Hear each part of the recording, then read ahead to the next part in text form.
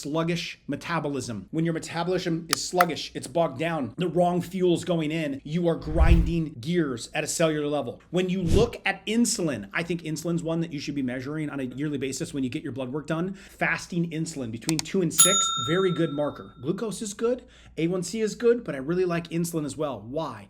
Whatever raises your insulin level is going to work against your metabolism, is going to work against how you manage and burn energy. That's its job. So when we look at this chart, carbohydrates are going to take it the wrong direction. It doesn't mean all carbs are bad. Carbs are not the devil. The type of carb matters. The more processed it is. Even carbs with a side of fat or a side of protein is still going to get you because of the combination of all those foods. Even protein, if overeaten, can still stimulate insulin a little bit, okay? Not as bad. Fat, usually not much, okay? It kind of tapers down this way. Now, these all depend on what type of protein, what type of fat you're doing. But the more we pick these types of foods or healthier carbohydrates, we're not spiking insulin. This is gear grinding. This is depletion of energy. This is storing fat. High carbohydrate diet, high calorie diets, frequent meals, frequent snacking, empty calories. We're spiking insulin constantly by what goes in our mouth. If we want to get to fat burning, we've got to get insulin under control. That means lowering the carbohydrates and picking the proper ones. I have an entire book written on this called Make Food Simple. Intermittent fasting, maybe skipping some more meals would be a good idea. Some of us have never skipped a meal in our life.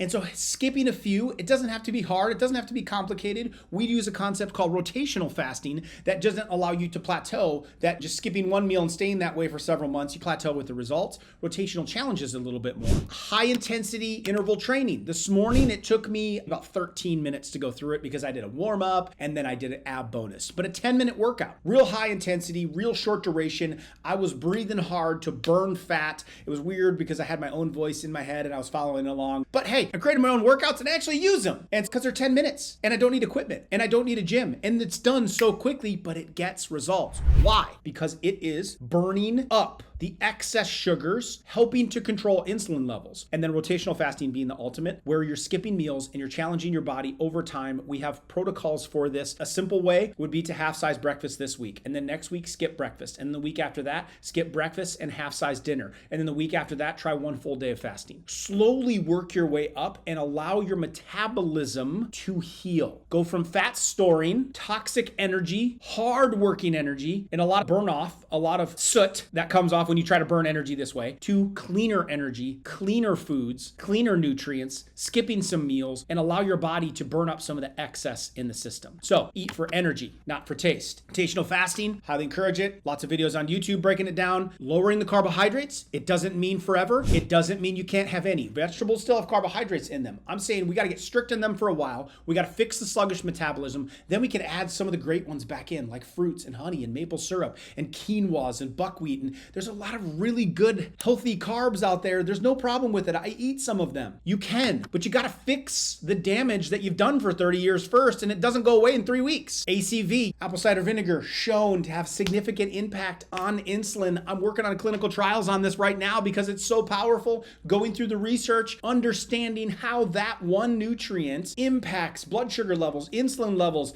let alone fasting insulin. That can be added before meals, even and especially if it's a meal that is going to be higher in carbohydrates. It will minimize the effect that it has. This one helps aid the metabolism until you get it healed. Hydration and electrolytes. Drink more water. Yes, you could get too much water. Yes, everyone wants to know what type of water. Just get a clean source of some filtered water. Start with that. You don't need to add hydrogen to it. Carbonated water is about the same effect as hydrogen. They both have benefits as well, but just drink fresh water and more of it, half your body weight in ounces. Now, what's missing are the minerals of the water that you would normally find in spring water, for example. If you were to get it out of the ground, it would be containing minerals from the rock that it came up from. We want to add those minerals back in. Electrolytes power the entire energy process in our body and the weight loss process of our body. Electrolytes are essential. In fact, when you start losing weight, you create an imbalance of electrolytes in your system because you're getting rid of fat, because you're lowering insulin. The body's pushing more salt into the blood to try to level it out, the density of it. And so you end up electrolyte deficient. You end up with flu type symptoms, achiness, nausea, energy, like like dips when you're implementing the fasting or the low carb. So electrolytes become even more important while you're correcting the metabolism. Plus add those 10-minute workouts. This is sluggish metabolism correcting. If you need help tracking some of these things, also add in the big energy tracker to help you with water intake, breathing, as well as electrolyte intake. That's all part of the link that's there. You can get these downloads immediately. Very straightforward to do. To get those electrolytes in, use the tracker. Drink more water, breathe, costs you nothing, okay? I think it's a good idea to add some electrolytes in. That's all there in the link for you. The most important thing, for those of you, I'm trying to do a good job. I'm doing the best I can. I'm making progress in that arena. I'm doing maybe some exercises, maybe got some electrolytes in to help with the short-term energy. And I believe when you do that, you heal feeling better and performing better. You can do it.